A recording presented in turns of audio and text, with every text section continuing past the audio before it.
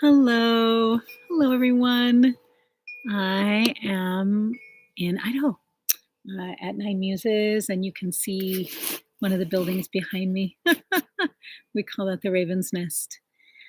And I just returned from South Dakota. I had the most wonderful time with my family and also some intense time with my family, but all good, all so amazing and good. And I was thinking about the children. I've been thinking about the children and how we're bringing these people, these incredible beings, through our bodies into the world.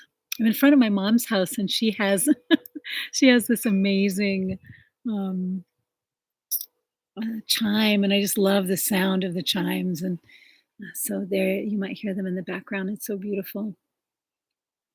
And so when I was thinking of the children, there's a couple of poems that came to my mind, but I have a lot of amazing children in my life, and some of them are mentees, and some of them are friends, and some of them are related to me. They are, nieces and nephews, and I also have extended family, nieces and nephews that are extended family, and I got to spend some time with them while I was in South Dakota, and it was really just so beautiful and amazing. And I am also thinking of like the younger children, the children that we bring in. And I thought of this poem, and the poems I'm sharing tonight are from Earth Prayers from around the world. At least this one is 365 prayers, poems, and invocations for honoring the earth. Edited by Elizabeth Roberts and Elias Amadon. And so this says, remember the circle of the sky, the stars and the brown eagle, the supernatural winds, breathing night and day from the four directions. Remember the great life of the sun. Remember the great life of the sun breathing on the earth. It lies upon the earth to bring out life upon the earth. Life covering the earth. Life covering the earth. Remember the sacredness of things. Remember the sacredness of things. Please, please remember the sacredness of things. Running streams and dwellings, the young within the nest, a hearth for sacred fire, the holy flame of fire, the holy flame of fire. Pawnee Osage Omaha Native American song. So I love how this is saying remember, but then it says the young within the nest, so to be thinking about the young within the nest. And I know that on this drive, we drive by all of these nests, and there are these nests that are built on these kind of like a telephone pole, but the platform on the top can hold a huge nest for ospreys. And it is such a delight to be driving and to look up into those nests and to see the osprey in the nests, and that they are making more life, And so there's the young within the nest, the children within the nest. And when I think of children, I think of like all of our dreams. I think of our dreams. All of our dreams are our children. And, whatever my hopes, dreams, wants, wishes, and desires are, those dreams are each of those is like a child. And I can bring that child into the world. I can cultivate it and nurture it and do what it needs, feed it, so that it can become, what it needs to become in order to move into the world, in order to become what it was made to become, and to move in the world of its own accord. And I feel that way about love, and I feel that way about all of our children. But what I know is I also know that all children, every child in the world is each of our responsibilities. So there's no child that I've met that is not my child, and there's no child that you'll meet that is not your child. And to remember that all of the children are here, and we want to deliver a beautiful world. We want to deliver a place that is better than the one that we found. I know that sometimes it doesn't seem like we're going to be able to do that, but I really believe that we can do that and that there are opportunities to do that. And where we don't see opportunities to do that, we can be grateful for what we have and where we are while we're addressing what we can do for future generations and for those who are yet unborn. So we can think about, oh, well, what is it that I can do? What is it that I can offer? What are my gifts and talents? What is it that I can do to be a blessing to future generations? And so I was thinking about blessings, and children, a child is always a gift, a child is always a blessing. It is a child is not a mixed blessing. It is not a child that comes into the world is always a gift. And so we were also children at one time. Those of us who are adults right now, those who are still children are still children, but those of us who are adults, we're still children, and we still have children that live inside of us, who want to be blessed. But life is not easy. I mean, it'd be nice if someone said that when we were younger, like, this is going to be tough, kid. You're gonna have some good times, you're gonna have some hard times, and I think some of us get that, but we need a balance. But it says here, blessed be you, harsh matter, barren soil, stubborn rock. You who yield only to force, you who cause us to work if we would eat. Blessed be you, perilous matter, violent sea, untamable passion, you who, unless we fetter you, will devour us. Blessed be you, mighty matter, irresistible march of evolution. I love that, irresistible march of evolution. Woo! I hope that we're evolving and not de-evolving. I'm concerned, that we have to really focus on evolving instead of de-evolving, just saying. But it says, blessed be you, mighty matter, irresistible march of evolution, reality ever newborn. You who, by constantly shattering our mental categories, force us to go ever further and further in our pursuit of the truth, in our pursuit of the truth. Blessed be you, universal matter, immeasurable time, boundless ether, triple abyss of stars, atoms, and generations, you who by overflowing and dissolving our narrow standards or measurements reveal to us the dimensions of the great mystery. Blessed be you, impenetrable matter, you who interposed between our minds and the world of essences, cause us to languish with the desire to pierce through the seamless veil of phenomena. Blessed be you, mortal matter, who one day will undergo the process of dissolution within us and will thereby take us forcibly into the very heart of that which exists, of that which exists. You who batter us and then dress our wounds. You who resist and yield to us. You who wreck and build. You who shackle and liberate, the sap of our souls, the hand of the mystery, the great and beautiful creator. It is you, matter, that I bless. It is you, matter, that I bless. You who batter us and then dress our wounds. You who resist and yield to us. You who wreck and build. You who shackle and liberate. So this is Sharan. And I think that I love these blessings of everything. It's, how can I bless everything as a gift? How can I bless everything as the next step? How can I see everything as an opportunity for more healing? And how can I bless the world as I'm bringing my children, my precious children? Maybe it's my poetry, maybe it's my film, maybe it's my dance, maybe it's my song, maybe it's my work of the day, whatever my work of the, maybe it's my bread that I've just baked, maybe it's cinnamon rolls. Cinnamon rolls are good. cinnamon rolls are great. But whatever it is that I'm bringing into the world, whatever my children are, my work is, my love is, whatever it is that I've created, that is my blessing. And, there's going to be harsh things. There's going to be soft things. There's going to be, it's all about forcing us to go ever further and further in our pursuit of the truth. And what children need, is they need positive reinforcement. They need attention. They need a loving affection and kinship, affection that is loving and that creates bonds of closeness and intimacy, which involves trust, of course, and being seen and seeing.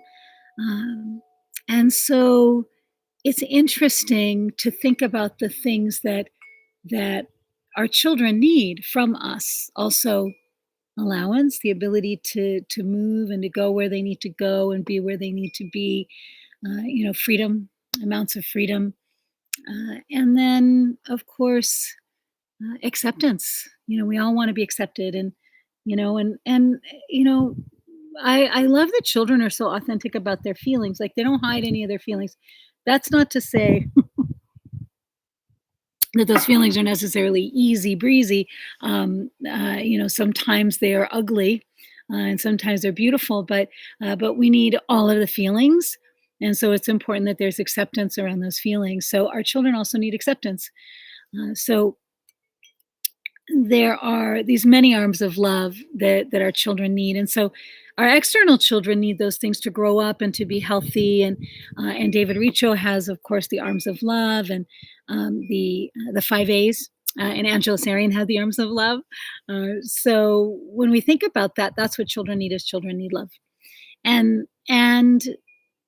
love is also about acceptance, and the acceptance of the good, the bad, and the ugly and the beautiful, and the all of the things that reside here. And that doesn't mean we accept unacceptable things, but it does mean that we accept all of our feelings, and hopefully can come to the place where we say, "Oh, I love every part of myself," and we are able to hold that place. But if we can give those things to the external children, because our external children, the babies that come through us and come out of us, the children that are in our lives, they need to be able to trust. They need to be able to share, to talk about what's really going on, and they need to be able to feel and have their feelings acknowledged and respected, and have them held. And so, can I do that for the children in my life? Can I do that for the external children, but also can I also do that for the internal children that I have? Because, like I said, we were all children at some point in time. So, can I also give that attention and affection and love and generosity of spirit and acceptance to my internal children? And so, do I recognize that I have an internal family and that my psyche carries an internal family, and that there are parents and children inside of me, adults and children inside of me, and probably some teenagers also.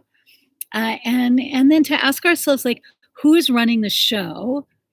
Who is in charge of things? The adolescent, the children. You can ask yourself, like, well, how old is the child that's running the show if an adult isn't running the show? And then if adult is running the show, then that adult can give love and care and tenderness and safety to the inner children. But if the child is running the show, the children don't know how to do that. They have to learn that from an adult. And so it's important that we have the blessing of an internal adult and a safe adult who can do that for our internal children, just like we need that from an external adult when we ourselves are children, or the children around us need that. So we come to the world, we come through a human being, another human being, to be blessed and to know the world, and to be human, and to feel and to share our feelings, and to learn about life and love and creation. And it's fucking messy. It's just like, life is just so messy. It's just so incredibly, and so, the real question is, how can we hold the rough edges and the tender places, and how can we create openings? How can we create openings? Because if we don't, it gets kind of interesting. I wanted to read this. My friend Tekla, I was staying with her in her beautiful home, and I just cherish her. I haven't actually talked with her for a while, but I saw this on a refrigerator. It was one of those moments where I was like, oh, Tekla, how can I get that? And she made this for me so that I could have it for my refrigerator.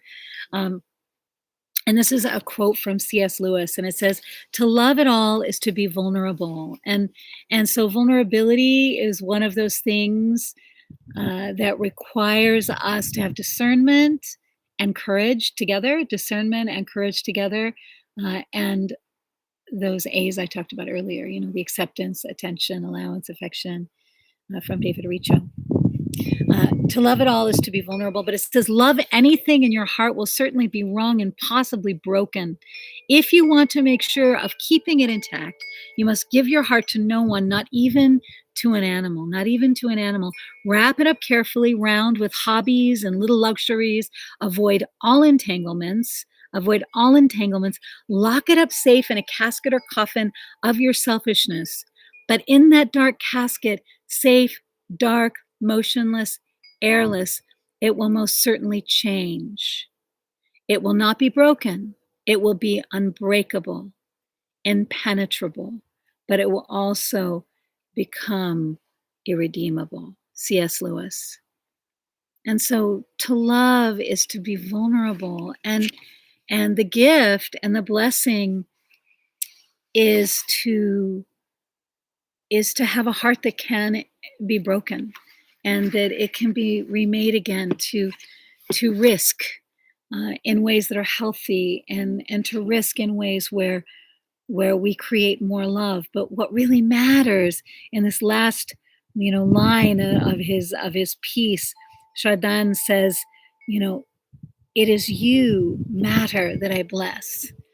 And so what is the matter? What is it that really matters in my life at this time? And how can I extend my blessing? And how can I recognize that this world is made up of everything. My relationships are made up of everything. Sometimes things are really rough and not easy, but there's always the opportunity to dress our wounds. There's always the opportunity to yield. There's always the opportunity to really attend and to care for those parts of ourselves, those younger parts of ourselves, so that we can have an internal family system that is really happy and healthy. Well, even if it's not happy all the time, because all of the feelings, we want to honor all of the feelings that those internal children have and those internal adults have. But we want the adults to be taking care of the children, and we want the adolescents to be able to learn about life. But the most important thing is that we're able to care for the children internally and externally, and to create a place where we really can be vulnerable, and where we can uh, attend to all of the children that we want to bring into the world. And if our children are grown, if they've left the house, or if they're on their way, if they're being kind of fledged, then we need to look at, well, what are the other things that I want to create? What are the other creations, the children that I want to make and bring into the world? And then we have to pay attention to that nest that I was talking about earlier with the osprey. Then we put our creations in a nest, and we nurture them and care for them, and then we take care of them until they're ready to go into the world. My brother was here. One of my brothers was here this last week, and he makes the most amazing jewelry. I'm wearing actually one of his rings right now.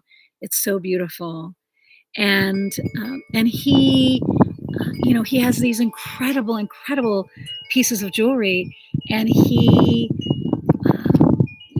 creates them, but he doesn't bring them out until they're finished, until they're complete. Although he also helps other people with their vision, to create their vision, and works with people to create a piece of joy that's right for them. And so, but he has all these beautiful children, and I got to see all these beautiful children that he's created, and they're, they've been in these little nests. They even have little boxes that are like nests. But it's really powerful and beautiful to see, how we can take care of things until they're ready to go into the world. And it was beautiful to see all the pieces that are going into the world. So what is it that I want to create that wants to go into the world?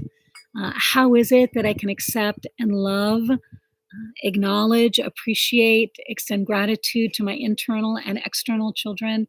How can I listen well and love well in this time? And what is really being asked of me to give to those who are yet unborn? What love, what blessing can I give? And then what is in the nest? What is still in the nest that needs to be cultivated and cared for and cherished and accepted exactly as it is, so that it can continue to gestate and incubate and come into the world when it's ready. Thank you so much, you guys, and I will see you next Wednesday. Thank you. Have a great week.